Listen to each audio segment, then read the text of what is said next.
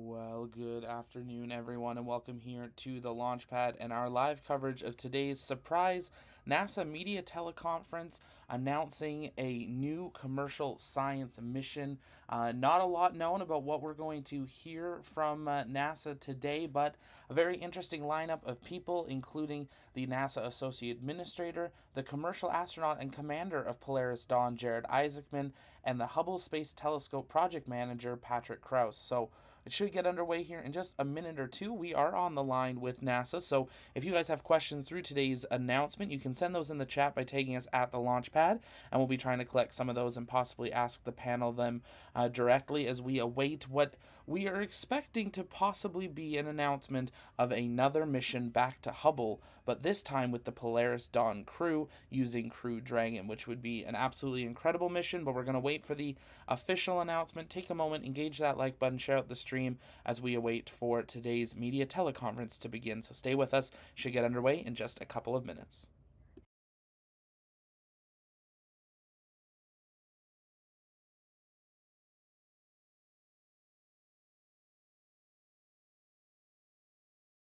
Everybody, welcome today. This is Karen Fox. I am with NASA's Office of Communications at NASA headquarters in Washington, D.C. Thank you so much for joining us on in some cases, a pretty short turnaround notice. We have a great panel today to talk about some opportunities with our commercial-public collaboration in terms of some of our spacecraft. I don't want to give anything away. You'll hear from our speakers who will give you more detail. We will have each of them give a few minutes introduction, and then we will open up for questions and answers afterwards. The speakers today are Thomas Zurbuchen, the Associate Administrator for NASA's Science Mission Directorate; Jessica Jensen, who is the Vice President of Customer Operations and Integration at SpaceX; Jared Isaacman, Commercial Astronaut and Commander of Polaris Dawn; Patrick Crouse, Hubble Space Telescope Project Manager at NASA's Goddard Space Flight Center in Greenbelt, Maryland; and Kathy Lueders, Associate Administrator for NASA's Space Operations Mission Directorate. With that, I will hand it over to you, Thomas Zurbuchen. Well, thanks so much, Karen, and thanks to everybody who's taking time tonight on short notice. Before I launch into it, I want to acknowledge the devastation of Hurricane Ian as it continues to batter Florida and is moving off to other populated areas. Our thoughts are with the families of both the NASA workforce and those of our partners who are in Florida, who are, of course, part of our entire Kennedy Space Center community, and really the ride-out team at Kennedy Space Center is really at the top of my mind, and I hope they and residents of Florida, friends of our communities, are safe. It's an amazing time in space. We had this week this first collision experiment between DART with this dimorphous near-Earth object. We have amazing work that's going on around the space station with commercial crew and commercial cargo with our cross-agency partners and commercial partners enabling that. And what I'm going to talk to you about is really, if you want, consequence of the investments and the work that my good friend Kathy Lueders and her team put into this for many years. And it is about Hubble. To start with, before I launch into really the discussion of what we want to do, I want to just tell you, reassure that Hubble is amazingly successful. It's healthy. It's doing great science as we speak. In fact, we just put a picture out that it took as, in fact, DART impacted into Dimorphos. And it's in its 33rd year. And frankly, Hubble is more exciting than ever because it now is a complementary asset next to the James Webb Space Telescope in a different frequency range, in a different, with a different viewpoint, really complementary going forward. So, but we're here today to talk about the exciting potential for public-private collaboration focused on Hubble. And frankly, a few months ago, SpaceX approached NASA with the idea for a study whether a commercial crew could help reboost our Hubble spacecraft into a higher orbit, one that would extend its observational lifetime and frankly take something off the minds of the AA of science in later decades where kind of end-of-life scenarios need to be considered. Today, we're announcing that we have signed a Space Act agreement with SpaceX to produce a feasibility study of exactly that, as well as some other tools that may be coming to bear, what the benefits and risks would be to having a private team help support one of NASA's science missions, do so, recognizing the importance of this mission, the risk that comes from it, but also the benefit from that interaction. You'll hear from others today with more details about the arrangement and about Hubble, but I want to provide us a context of why we would sign an agreement like this. Of course, we have a large fleet of spacecraft within NASA's Science Mission Directorate of over 100 missions, 120 and counting, and every one of them is unique with its own goals, its own orbits, its own concerns. And as we go forward and we look at the emerging kind of commercial market, we always want to look at any and all possible opportunities to keep that fleet healthy and accomplish the science goal that NASA has.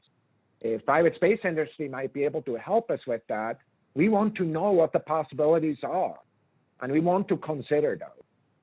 Commercial partnerships, we have learned, open the door for new and exciting opportunities for NASA's scientific exploration by offering new ideas and innovative ways to support them. NASA does not benefit from working solely in an echo chamber of ideas, frankly, but benefits from kind of exchanging those ideas openly and actively. It's important that we branch out and find ways to improve what we learn and really add new capabilities to our toolbox of options. I want to be absolutely clear. We're not making an announcement today that we'll definitely go forward with a plan like this, but we want to have a study to see really what would be feasible, future open doors and how NASA can think about supporting our own fleet with Hubble and other missions as we go forward. The data gathered from this study is another tool in humanity's toolbox that we can use to support future science missions and keep Hubble at the forefront of scientific discovery. So Jessica, why don't you go ahead? Thanks, Thomas. That was great. Yeah, you said it so well, but also from the SpaceX side, we are so proud to be a part of these public-private partnerships that have led to so many amazing things. Yeah, like I said, the DART mission, commercial crew, cargo resupply, all of these have been amazing ways to kind of keep revolutionizing the space industry, and we couldn't be happier to be a part of it. So a little bit more onto the study. Oh, and I will say also, the Hurricanian impacts, we're thinking of all of our friends in Florida, all of our colleagues, just everyone in that state who has been impacted, and hope them all a well recovery after the storm leaves. So first, we're super excited for the opportunity to conduct this feasibility study with NASA. One of our main goals out of the study is going to be to take a closer look at how Dragon can safely rendezvous, dock, boost, and then therefore extend the Hubble Space Telescope operations. We obviously have a lot of experience rendezvous and docking with the International Space Station, so we want to use that as our foundation, but then innovate upon that. Hubble's different. It's in a different orbit, it's a different mass, different vehicle. The detailed proximity operations, that's going to be a little bit different. It'll all be unique to the telescope. And really, we're just looking forward to studying what's possible and what's needed and working all of this in coordination with NASA. Overall, SpaceX and the Polaris program together, what we want to do is expand the boundaries of current technology. We want to show how these commercial partnerships, as well as the public-private partnerships, can creatively solve challenging and complex problems. Missions such as servicing Hubble basically are going to expand our overall space capabilities, and all of this benefits the entire community and helps us achieve our goals of becoming a spacefaring and multiplanetary civilization.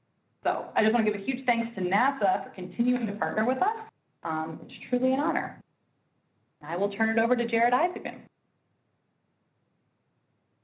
And thank you so much, Jessica. I first want to just begin and say what an absolute honor it is to even be on this call today. So over the last few years, what we've witnessed is just an impressive pace of progress across the aerospace industry. Pioneering technology like rapidly reusable rockets has really begun to reduce the cost to orbit to such an extent that commercial space missions are now really possible. And alongside NASA, exploration is one of many objectives for the commercial space industry, and probably one of the greatest exploration assets of all time is the Hubble Space Telescope.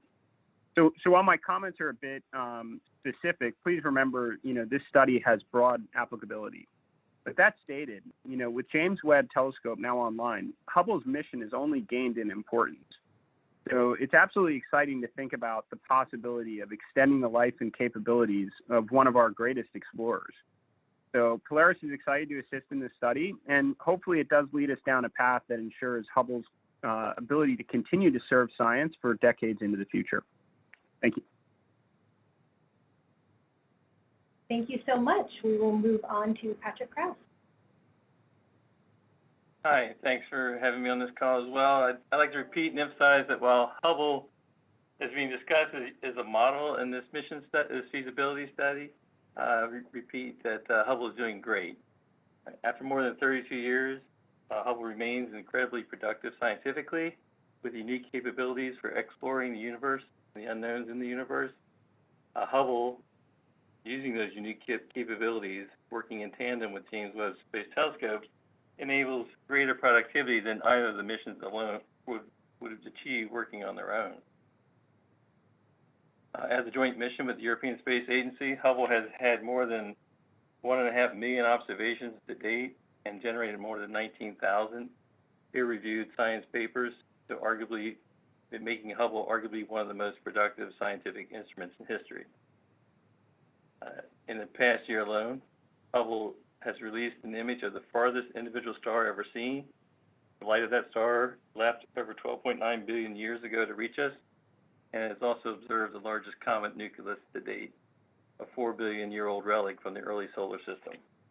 As Thomas stated earlier, Hubble images of the DART impact into Dimorphos this week, the first ever in-space test of planetary defense. Those images are available today. So even though Hubble has been on orbit for 32 years, its orbit was originally about 380 miles above Earth and has slowly decayed over time due to atmospheric drag to its current orbit of about 335 miles. So Hubble has benefited greatly from the 5 servicing missions that it's had, and it's fitting then that Hubble is used as a model for this study. And we're excited to be looking again at new and innovative ways to keep our mission at the forefront of the scientific discovery. We will ensure that the feasibility study addresses Hubble safety throughout any sort of servicing or boosting scenarios that the study will consider. Thanks to the improvements of those past servicing missions, we expect Hubble will remain operational until the later part of this decade, if not into the next. And again, I'm excited and look forward to the results of the study as the agency explores new possibilities for the future of its science missions. Thank you so much, Patrick. We will have our final speaker in the panel, Kathy Lueders. Well, wow, I can't tell you how exciting this is. Here we are getting ready for our Crew 5 mission to the ISS. And yes, I am one of those hunkered down in Florida waiting for Ian to pass. But I'm really struck by, here we are talking about another use for this capability. It's just seen it come to fruition, because when we developed the strategy for commercial crew, our goal was to develop a LEO crew capability that also, safely and reliably flies our crews to the ISS. And so we hoped that we could also spur innovation and other LEO uses with this capability. We've seen that so far with Inspiration 4, and now here we are talking about other potential uses. So, I'm really proud of the work and the investment that NASA and our industry partners have made. And I'm still looking forward to continuing to see that being leveraged and expanded on. And finally, I'm going to finish up where Thomas started. I'm one of the lucky ones that still has power and not having flooding. So our hearts really go out to those already impacted by Hurricane Ian. And those obviously that may continue to be impacted. It's actually why we do our science and observation that we do, is to hopefully one day continue to find ways to be able to safely notify and help people from these kind of weather events. But I know there's folks out there that are having a really tough time right now. Thank you. Thank you so much, Kathy. We will move on to questions and answers. Reminder, you press star 1 to get into the queue. And we'll go with our first question, please. Operator, I'll have you introduce them. Absolutely. Our first question comes from Bill Harwood with CBS News. Go ahead, please. Your line is open. Hey, thank you very much. I understand this is a study only at this point, but can someone specifically say, maybe Jared, I mean, is the ultimate goal to actually use a Polaris Dawn mission to reboost Hubble? And then a very quick one for Patrick Crouse. What's the latest projection for HST's entry, given what we know about the solar cycles at this point anyway? Thanks. Yeah, so Jared Isaacman here. I guess I can answer the first part of the question. As was stated on the call, I mean, the idea is a study at this point, not just for Hubble, but just broad applicability of these type of potential servicing missions within low Earth orbit. That stated, if the study, takes us down a path where a mission is possible, this would certainly, fit within the, kind of the parameters we established for the Polaris program, and certainly would build upon, the Polaris Dawn mission. And the second part of that question, this is Patrick Crouse, is that right now, the last projection we had from this past year was that we had a 50% probability of reentry in 2037.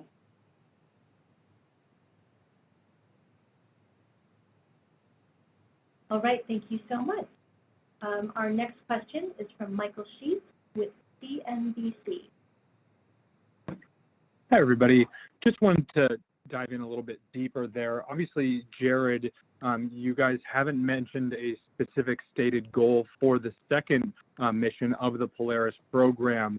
Do you, in your discussions that you've had with others here, and maybe Dr. Zurbuchen or Kathy can tie in a little bit more here on their side of things, but have you guys talked about the possibility of the second Polaris mission using a Dragon, if this study sees that as being feasible? Maybe you can just walk me through a little of the specifics of where this would fit within what you guys have already outlined on the Polaris side of things. Thanks.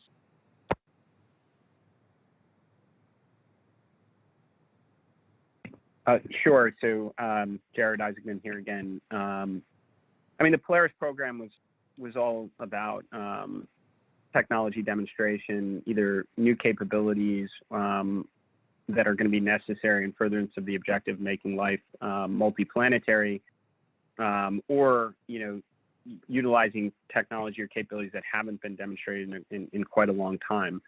The Polaris Dawn mission has an EVA, it has an altitude component. These are all things that I think naturally you could build upon and could be applicable to a second Polaris mission that would that could ultimately, should the study go in that direction, be flown. And I'd certainly kick it over to the NASA or SpaceX team if there's anything to add. From NASA's perspective, here's Thomas. I want to tell you, I mean, we did not, in all detail, Jared, you can confirm, talk about what your plans are with every one of those missions. I mean, I think we're just looking really at this in this study as what the potential is to really have impact for Hubble or for other space missions that are out there, like Chandra, for example, another really capable mission that has lifetime issues. So no, we did not, from my end, certainly dive into details for what Jared's plans are or SpaceX's plan. Neither do I think that's appropriate. I think it's really what their responsibility is and so forth. It's really focused on this study alone. Kathy may have a different take at it. Oh, no, I think you covered it well. Hey, this is Jessica from SpaceX. I can jump in as well. You know, one of the things we look for whenever we're doing new developments are, you know, we're going to do this feasibility study with NASA, with Polaris, and it's, you know, part of it's going to be figuring out the cost and figuring out a little bit of the schedule. You know, what's it going to take to actually make this happen and make it happen safely? Because nobody, you know, we don't want to do something that's going to put Hubble at risk at all. So once we figure out a little bit more on schedule and cost, at that point in time, we could try and figure out what mission we should, you know, if the study shows good, then it's from a cost and schedule perspective, what mission do we assign it to? Thank you so much. I will move on to the next question, which is Chris Davenport from the Washington Post. Hi, hello everyone. Good afternoon. Thank you. So I'm wondering, is this study simply to look at the technical aspects of how this boost would happen? Or are you also going to look at if there are any legal constraints that you need to work through in order to make it happen? I'm just wondering if there are issues, if you have private citizens and a private company working with really sensitive government property, or is this just like hiring any other contractor to perform a service? Thanks. Hey, this is Jessica from SpaceX. I think the main goal is going to be technical. So the main goal of the study is going to be a technical feasibility study. From a legal and liability point of view of what you're talking about, SpaceX currently docks Dragon to the International Space Station, which is just an incredible worldwide asset. So I think from a, you know, legal perspective, government perspective, we worked these type of things before and we can get through those things. We may touch on them a little bit in the study, but the main goal of this study is just going to be technical. Is it even technically feasible to do this with a Dragon spacecraft? I have nothing to add from Thomas. All right, thank you to you both. Moving on to the next question, which is coming in from Marcia Dunn with the Associated Press. Yes, hi. Jared, are you volunteering for this mission if it's seen to be feasible, and would you be taking NASA astronauts with you conceivably, and when might that happen?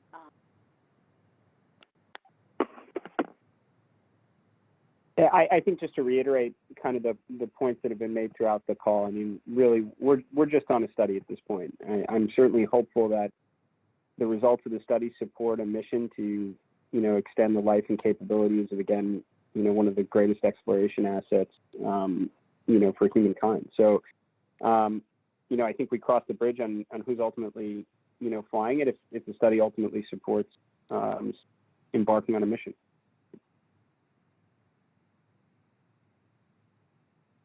Thank you so much. Next question is from Nell Greenfield-Boyce with NPR. Hi, thanks for doing this. So how much does this study cost, and who exactly is paying for this study, this feasibility study? And also, I mean, Hubble's been great, but to my knowledge, a repair mission was not the priority, and it sounds like this is something that SpaceX approached NASA about. I mean, I'm just wondering, you know, is there going to be a perception that this is like, to be quite frank, you know, like rich people looking for something to do in space and sort of like settling on Hubble? And, you know, sort of, did you guys have any concerns about how the public would respond to that? This is Thomas. We think about any and all aspects of work we do. I think if somebody looked at it from the outside and basically should, in fact, as Jared said now a couple of times, right, the study have a positive outcome, I think together we would look even more at what all the elements are for such a decision, including some that were mentioned here. At this moment in time, there's no transfer of funds for this feasibility study. NASA and SpaceX are funding their own participation of it, and I think it's wholly appropriate to for us to look at this because of the tremendous value this research asset has for us as well as others that we could consider. Thank you, Thomas. Our next question is from Alexandra Whitsey with Nature magazine. Hi, thanks, Karen. My question is for the Goddard representative. There have been lots of studies over the years about potentials for robotic servicing, boosting of Hubble. How much, in terms of altitude boost, might this study be looking at from, for instance, from 335 miles to what? Oh, and is servicing part of the study too? Right. So what we looked at, we got into this potential cost to reboost from, say, 335 to back to 375, 380 miles. Forgive me, I typically think kilometers. There's up to 600 kilometers. I think that's 375, 380 miles. And then the feasibility study will, in conversations with SpaceX and Polaris Dawn, we'll have some conversations about if there's potential enhancement capabilities that we can add on, but we haven't looked at anything specifically at this time. Enhancement like servicing? Yes, a potential servicing capability will be part of the feasibility study. And do you mind if I just add, Pat, if it's okay, do you mind if I add a sentence to that, what you just said? Sure. Needless to say, I from the science perspective, consider what we did with shuttle, and servicing Hubble, one of the biggest kind of victories of really the agency as a whole, right? Bringing astronauts to bear and doing these amazing kind of changes of the instruments and all kinds of complexities.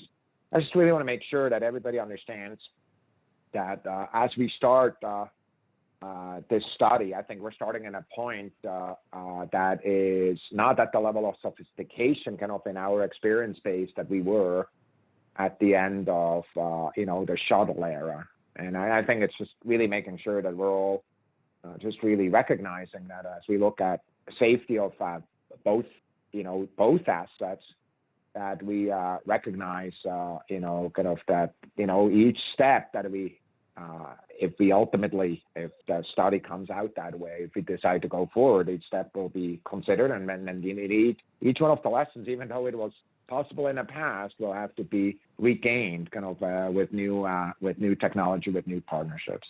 In other words, don't expect what we did the first time. That is not the right kind of proof point to get started, right? Jared, or Jessica, you may want to add your own comments on this. I just really want to make sure that people, when somebody says servicing, it could mean all kinds of things.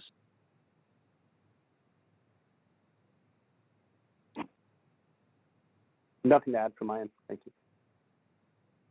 All right, then. We will move on to the next question, which is from Tim Fernholz with Quartz. Hello, thank you for taking my question. It's for Kathy.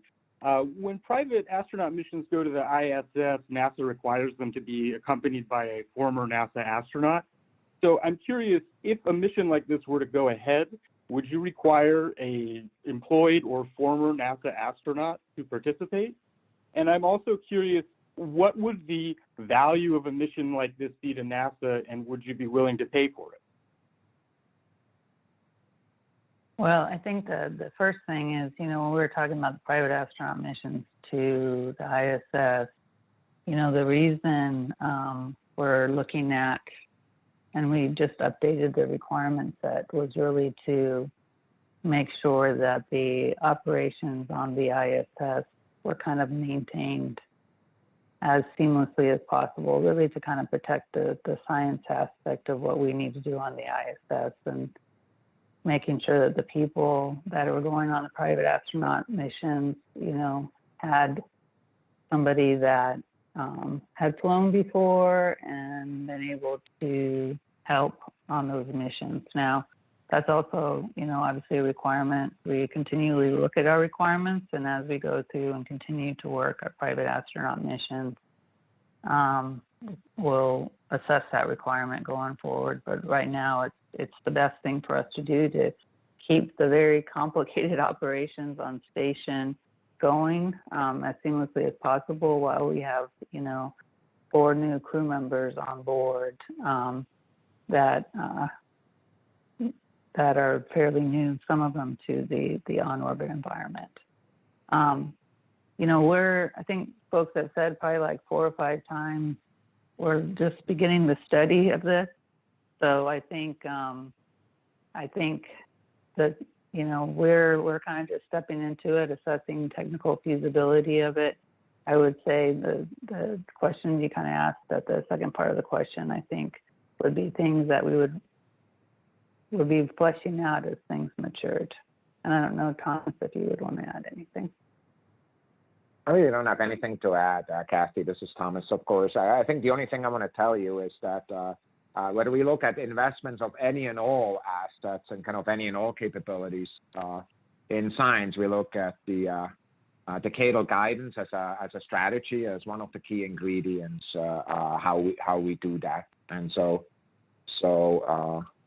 I mean, that would be, as we go forward. I want to remind you also that, of course, the Nancy Grace Roman Space Telescope that's launching later this decade is, we have, of course, communicated previously, can be serviced as well. So that capability is definitely something, as an agency, we're interested kind of in the long term, but right now we're doing this study at no exchange of funds.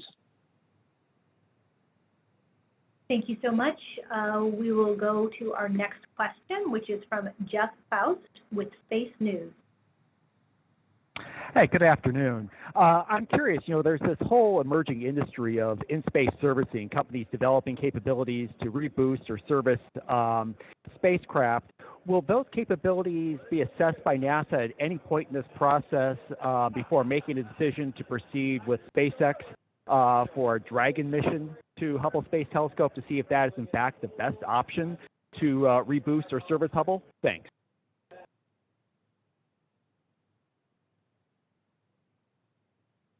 I think that might be a question for Thomas. Look, as we get through this study with the boundary conditions that we've now repeated a bunch of times, if we make a next step, we at NASA look at any and all options that are in the interest of the taxpayer, and we should. Thank you so much. We will move to Kenneth Chang with the New York Times. Hi, thank you. What's the timeline for completing the study? I want to get some clarification who's doing it. Sounds like SpaceX people, but there'll also be NASA people. And notionally, how might this occur? I mean, Dragon does not have a robotic arm.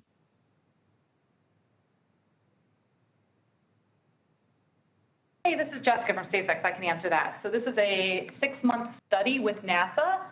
So both of us will be, I'd say predominantly on the SpaceX side, we're going to be looking at Dragon capabilities and how they would need to be modified in order to safely rendezvous and dock with Hubble. So yeah, details of exactly physically how that's done and how we also safely do that from a trajectory point of view, that's all to be worked out. All right, thank you so much. Moving to the next question, Eric Berger with Ars Technica. Hi, thanks for doing this. 2 questions. I guess one is for Patrick. How much has Hubble's orbit degraded since the 5th servicing mission in 2009? And what do you consider a healthy altitude for observations and longevity? I think you mentioned 600 kilometers, but I wanted to clarify that. And then for Thomas, how many of Hubble's IMUs or gyroscopes are presently operational? Is it 1? Is it 2?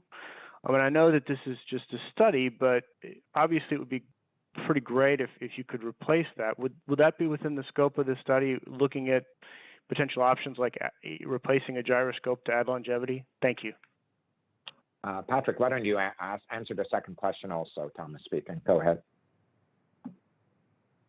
I might have to have the second question repeat it to me, but how many gyros are operational? He asked. Okay.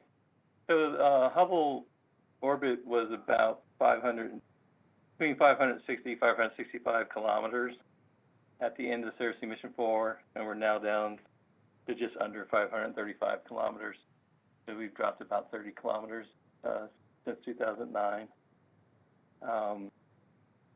Right now we have 3 gyros operating. So Hubble had been during servicing mission they had put in 6, 3 of which are what we call enhanced gyros, and it's those 3 enhanced gyros that are still operating, and we expect to operate for quite a while. And Eric, the parameter, Thomas speaking here, the parameters of the study certainly would enable the team to look at that as one of the questions to address. Thank you. Our next question is from Joey Roulette of Reuters. Thanks for doing this. First question for Dr. Z and Kathy Lueders. Have any other companies or countries pitched this idea to NASA, or was it just SpaceX? And when this study concludes, would you guys consider doing some other kind of program to look at other companies or other capabilities to service or boost Hubble? And then one for Jessica Jensen. What does SpaceX get out of this study? Will this experience, I guess, inform how you guys plan to dock tanker starships in orbit or other things that aren't the ISS? Thanks. So you want to take this, the first one? Well, I think, Thomas, maybe you can talk about the original study. I mean, I think Thomas and I, when people come in with ideas of things that would help us go look and investigate on how to solve maybe potential problems, this is not an unusual thing for us to go do feasibility studies and short-term things to go look at things.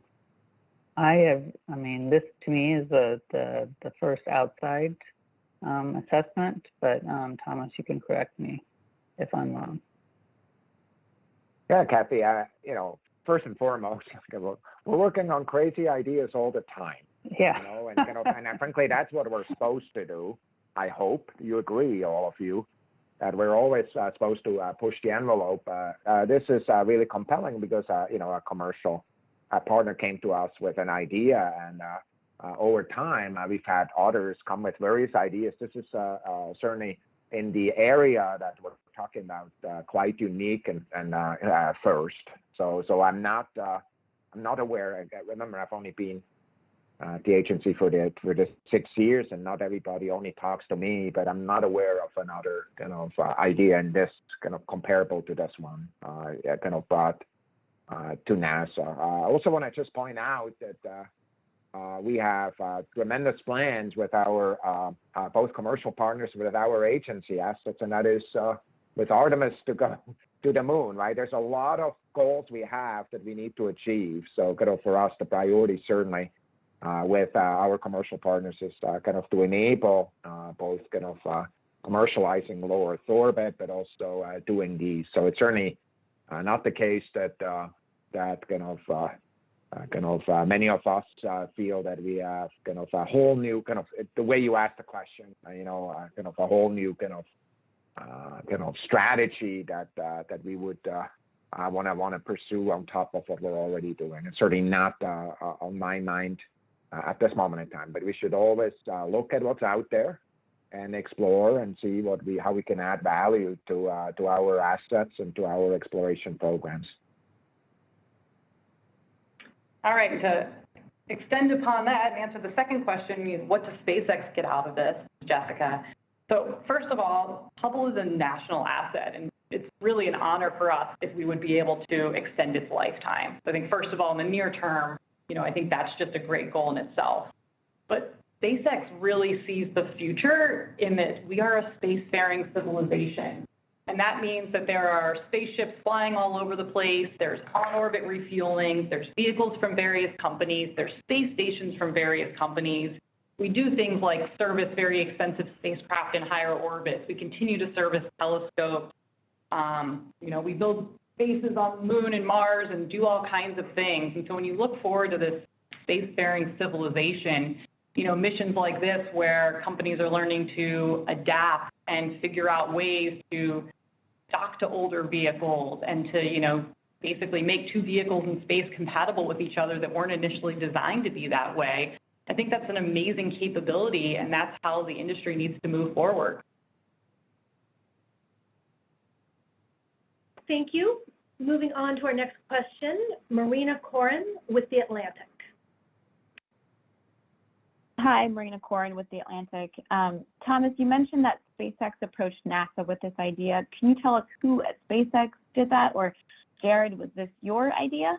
And for Jessica, I know you need to do the study first, but a Hubble boosting mission sounds like something that maybe an uncrewed Dragon spacecraft could potentially do autonomously. So I'm wondering why you'd even need asteroids, too much DART mission coverage. I'm wondering why you'd even need astronauts in this kind of effort, or is this something that you anticipate would require EVAs? Thanks. Marina, Thomas. Or go ahead. Go ahead, Thomas. Go ahead, Jessica. Go ahead, Jess. I was going to say, again, as part of this study, if there could be something that comes out of the study that says, hey, it does not make sense to have a human mission going to do this. So we're going to look at all the different options. We'll keep, at this point, everything is on the table. That's part of feasibility studies, and that's part of development. And Marina, I need to probably get back to you because I don't remember exactly what the first discussion was. It's a couple of discussions here and there, in various contexts. I don't really remember who the first one was. I'm sorry. Perhaps somebody else can answer it. It's an idea that was ready to be had. So a number of people started talking. I don't remember exactly who the first one was. I apologize. I'll see whether I can go through my notes and answer it better later, Karen. I just really don't remember at this moment in time. And there's a number of discussions that happened with various people. Thanks. So, Marina, if I hear more from Thomas, we will get back to you specifically with an answer on that. In that case, let's move on to the next question, who is Stephen Clark with Spaceflight Now. Thanks for taking my question. I think my questions will be for Patrick Crouse. I know the last shuttle servicing mission attached the soft capture mechanism to Hubble. Would that be something that could enable a Dragon to dock without using a robotic arm to grapple the telescope? Just talk about the importance of adding that to the telescope to make something like this feasible. And if you don't reboost Hubble, when would be the earliest NASA might have to consider doing a deorbit mission or planning a deorbit mission for Hubble? Thanks. So yes, the inclusion of the soft capture mechanism in Servicing Mission 4 certainly makes a mission like this much more feasible and easier to talk about. And it's going to be part of the feasibility study is to see how that adapter is useful and what kind of accommodations may have to be made since that even that design now is a little bit out of date of what the agency is using for docking mechanisms. But it certainly does provide an opportunity for a direct docking, we believe, without the need of a grapple arm necessarily.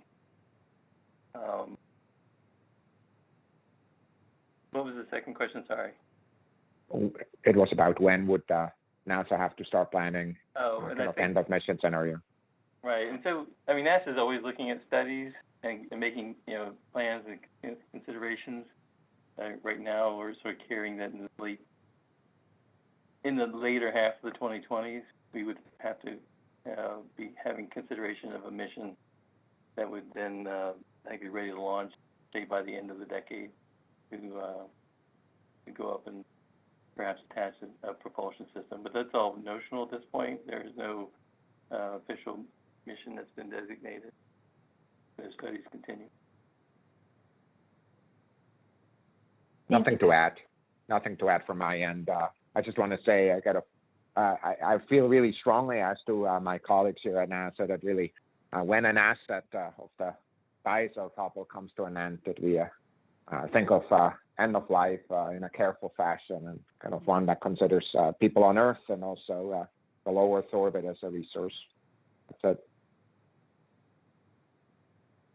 Thank you. Moving on, our next question comes from Jim Siegel with NASATech.net.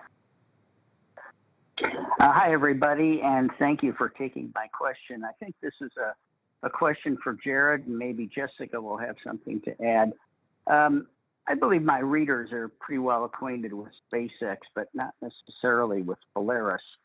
So could you describe for my readers what Polaris does and how SpaceX and Polaris would be complementary in this sort of endeavor?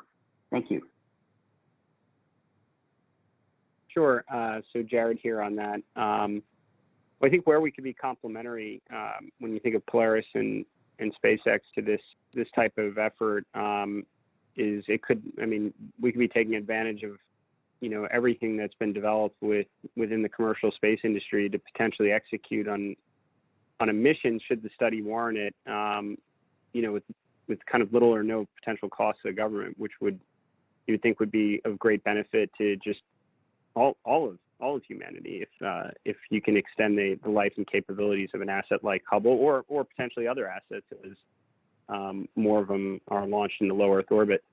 And in terms of just Polaris in general, Polaris was announced earlier this year in February as kind of a partnership with SpaceX to undertake a series of tech development missions. The first of which is Polaris Dawn, which should launch towards the end of the first quarter of next year, and that has a number of components to it that are pretty important for, hopefully enabling and making life multiplanetary. So an EVA, an altitude component, new method of communication. But the idea was at the time of the announcement there will be a second mission, of which it's certainly possible the study could result in this type of mission becoming the second Polaris program, and then the third is the first crewed launch of Starship, which certainly would be demonstrating quite a bit of new technology along the way. And just to add to that from the SpaceX perspective, we've been honored to work with Jared and the Polaris team. Really think Jared pushes us to very creative solutions, and this kind of goes back to the whole point of how people from diverse backgrounds really can come up with the most innovative ideas. And overall, these innovations hopefully push space technology forward. It may push technologies forward that some of us just didn't think about or kind of stuck in the back of our heads, and now we have a reason to accelerate and have a reason to do things. All of this hopefully lowers the cost for space travel in the future and just makes the access to space easier for everyone. So I really like the way SpaceX and Polaris work together. I think just benefits the industry all as a whole. Thank you so much for your answers. Our next question comes from Mike Wall with space.com. Thank you all. This is probably for Patrick. Yes, you were saying you were kind of looking for a 30-kilometer boost, if this does happen, and I'm just wondering what sort of difference would that make to the longevity of HSP, and also just in terms of sort of framing this study. It seems like you at first just described it as a boost feasibility study, but it also seems like servicing is going to be part of it too. So is it safe to characterize this as a feasibility study of using a private commercial vehicle to both boost and also service Hubble? Just to get some clarification on that. Thank you. Right. So the feasibility study, one of the things we'll look at is what is the maximum boost we could achieve. Preliminary assessment has been on the order of 40 to even say 70 kilometers of boost. Certainly, if we were to get back to 600 kilometers, that's essentially the altitude we were at in 1990 when the mission was launched. So you'd add easily 15 to perhaps 20 years of orbit life to the mission if you could achieve that altitude. In terms of the study, yes, we're looking at the idea of the feasibility study would be to look at, again, using commercial technology, commercial partners to both look at it from a boost opportunity, but also feasibility. What kinds of things might you be able to do with a servicing asset? And as Tom has indicated, we certainly wouldn't anticipate being at the level of complexity of some of the servicing missions that were accomplished, with the shuttle and the NASA astronaut crews from the past. But we certainly are excited to look at what opportunities are available with our commercial partners. Our next question is from Raman Skiba with Wired Magazine. Hi, thank you. I think this question is for Jared Isaacman and Thomas Zurbuchen. I just wanted to follow up on some earlier questions since this doesn't really feel like a traditional contractor partnership. I was wondering, if this feasibility study came to fruition, could you give any more detail about how this potential relationship between NASA's space program and Polaris Dawn might work? I mean, for one thing, and Jared Isaacman, no offense to you, but you're not a scientist or engineer or career astronaut, nor in a leading position at SpaceX or NASA. So like, what is your role there?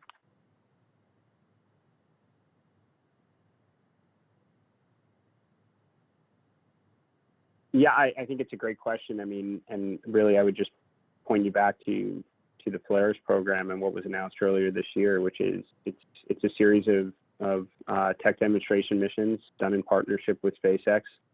There are specific objectives that we're trying to achieve with each mission.